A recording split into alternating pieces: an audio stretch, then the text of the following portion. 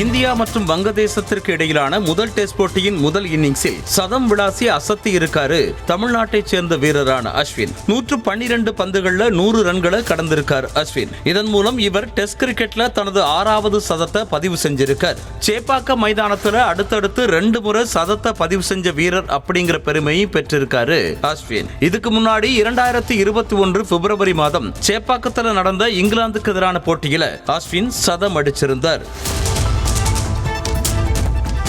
இந்திய வீரரான ரிஷப் பந்த் 629 நாட்களுக்கு அப்புறமா டெஸ்ட் போட்டியில விளையாடி இருக்கார். வங்கதேசத்திற்கு எதிரான முதல் டெஸ்ட் போட்டியில 5வதா களமிறங்கின பந்த் 39 ரன்களை எடுத்து ஆட்டமிழந்தார். விபத்துக்கு அப்புறமா ரிஷப் பந்த் விளையாடும் முதல் டெஸ்ட் போட்டி இதுதான் அப்படிங்கிறதும் குறிப்பிடத்தக்கது. இதுக்கு முன்னாடி 2022 இதே வங்கதேச அணிக்கு எதிரான டெஸ்ட் தொடர்ல விளையாடி இருந்தாரு ரிஷப் பந்த்.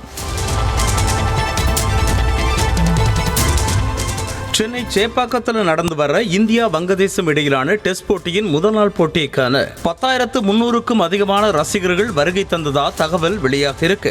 இந்த நிலையில அடுத்தடுத்த நாட்கள்ல நடைபெறவிருக்கும் போட்டியை நேரில் பார்க்க வரும் ரசிகர்களின் எண்ணிக்கை கணிசமா அதிகரிக்கும்னு சொல்லப்படுது.